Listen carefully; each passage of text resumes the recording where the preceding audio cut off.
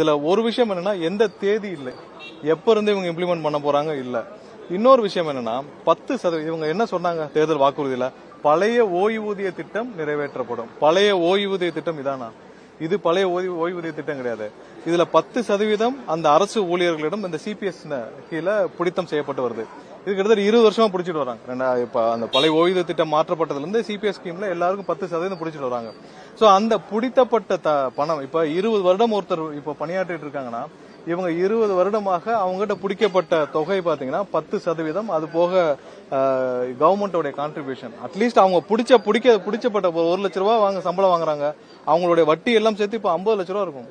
இந்த 50 லட்ச ரூபாய் அவங்களுடைய சம்பள பணத்திலிருந்து பிடிக்கப்பட்ட அந்த 50 லட்ச ரூபாய், குறைஞ்சபட்சம் ஒரு 20 வருஷம் பணியாற்றினாங்கன்னா அவங்களுக்கு ஒரு 50 லட்ச ரூபாய் இருக்கும்.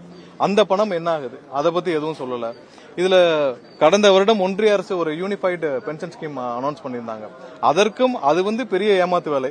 ஏன்னா அதுல பாத்தீங்கன்னா சூப்பர் அனிவேஷன் போட்டு நீங்க அதுல எம்ப்ளாயி கான்ட்ரிபியூஷன் 10%, அவங்களுடைய ஒன்றிய அரசு கான்ட்ரிபியூஷன் 18% போட்டு அதுல இருந்து வர்ற வட்டி எல்லாம் சேர்த்து 10 வருஷத்துக்கு மேல என்ன இருக்குதோ அதே போல ஃபேமிலி பென்ஷனா 60%. இதேதான் இவங்க வேற வழியில அனௌன்ஸ் பண்ணிருக்காங்க, அதை வேற மாதிரியாக சொல்லியிருக்காங்க. ஆனா ஒரு விஷயம் என்னன்னா, இந்த கடந்த 4.5 வருடத்துல ஆயிரக்கணக்கு, எனக்கு தெரிஞ்ச ஒரு 30,000 பேருக்கு மேல ரிட்டையர் ஆயிருக்காங்க. 20,000 பேருக்கு மேல பணியில் இருந்த போது மரணம் அடைஞ்சிருக்காங்க. இவர்களுக்கு என்னன்னு இது வரைக்கும் சொல்லவே இல்லை இவர்களுக்கு. ஏன்னா இவர்கள் வாக்குறுதி கொடுத்து இவர்கள் வாக்குறுதியை நம்பி ஏமாந்தவர்கள் கடந்த 4.5 வருஷத்துல 25,000 பேருக்கு மேல ரிட்டையர் ஆயிருக்காங்க. கடந்த 4.5 வருஷத்துல ஒரு 25,000 பேராவது பணியில் இருக்கும் பொழுது மரணம் அடைஞ்சிருப்பார்கள். சோ அவர்களுக்கு என்ன சொல்ல வருகிறார்கள்? அடுத்ததாக எதற்காக இந்த 10% கான்ட்ரிபியூஷன்? ஏன்னா நீங்க ஓய்வூதியம்னு போட்டுட்டு 10% எம்ப்ளாயிட்டு இருந்தே பிடிச்சிங்கன்னா இதுக்கு மேல என்ன? இது பகல் கொள்ளை, நேரடியாக ஏமாற்றும் வேலை. இப்பயும் டேட் சொல்லல இவங்க. அடுத்து என்ன சொல்லுவாங்க, நாங்க 2027, 28 சொல்லி ஏதோ ஒரு தேதியை முடிச்சு போட்டுருவாங்க. இவர்கள் அதாவது இன்னைக்கு இருக்கிற சங்கங்கள் எல்லாமே ஒரு காம்ப்ரமைஸ் சங்கமா இருக்கிற சங்கங்கள் இன்னைக்கு இருக்கிற அரசு ஊழியர் சங்கங்கள் எல்லாம் விலைக்கு வாங்கப்பட்டு விட்டது. அந்த சங்கங்கள் எல்லாம் என்னன்னே தெரியாம இவர்கள் கீழே இருக்கிற அரசு ஊழியர்களை ஏமாற்றி வருகிறார்கள். பழைய ஓய்வூதிய திட்டத்தை நிறைவேற்றேன்னு சொன்னவர்கள் ஏன் பழைய ஓய்வூதிய திட்டத்தை நிறைவேற்றாமல் இந்த 10% கான்ட்ரிபியூஷனை எம்ப்ளாயிஸ் பிடிக்கிறேன்னு சொல்றது? கடந்த 20 வருடமா பிடிச்சிருக்காங்க. அதை என்ன பண்ண போறீங்க? அதை நீங்க கொடுத்துதானே ஆகணும். 20 வருடமாக நீங்கள் பிடித்த அந்த 10% கான்ட்ரிபியூஷன் என்ன பண்ண போறீங்க? இதுவரைக்கும் எந்த தெளிவுகளும் எதுவுமே இல்லை, தேதியும் இல்லை.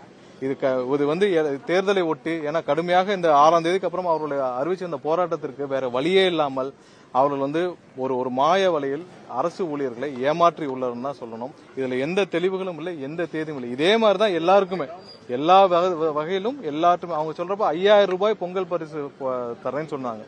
அவர்கள் எதிர்கட்சியாக இருக்கும் பொழுது 5,000 ரூபாய் தருவேன்னு சொன்னவங்க கடந்த 4 வருடம் எதையும் தராமல் இப்ப 3,000 ரூபாய் தருவேன்னு சொல்றதே ஏமாற்று வேலை.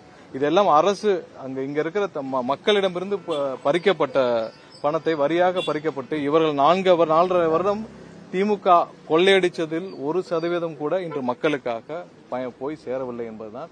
4.5 வருஷமாக இவர்கள் அனைத்து துறைகளிலும், சென்னையில பாத்தீங்கன்னா மாநகராட்சி, மதுரை மாநகராட்சியில ஒரு மேயர் மட்டும் 300 கோடி ஊழல்.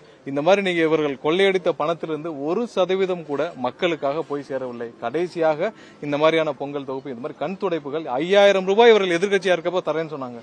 இப்ப 3,000 ரூபாய் அனௌன்ஸ் பண்றாங்க 4 வருஷம் கழிச்சு. இதெல்லாம் ஏமாற்று வேலை, தேர்தலை ஒட்டி நடக்கும் ஏமாற்று வேலை.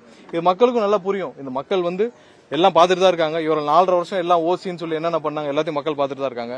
வர்ற தேர்தலில் 26ல என்ன செய்யணும், மக்கள் கரெக்டா நிதானமாக அரசு ஊழியர்ல எல்லாமே எப்படி செய்யணுமோ அதை செய்வாங்க. ஏன்னா எல்லாம் இந்த 4.5 வருடம் செய்திகளை உடனுக்குடன் தெரிந்து கொள்ள நம்ம வேதா நியூஸ் டைம்ஸ் சேனலை லைக் பண்ணுங்க, ஷேர் பண்ணுங்க, கமெண்ட் பண்ணுங்க, மறக்காம சப்ஸ்கிரைப் பண்ணுங்க. பக்கத்துல இருக்க பெல் ஐகானையும் கிளிக் பண்ணுங்க. அப்பதான் நாங்க போடுற வீடியோஸ் உங்களுக்கு நோட்டிபிகேஷன்ல வரும்.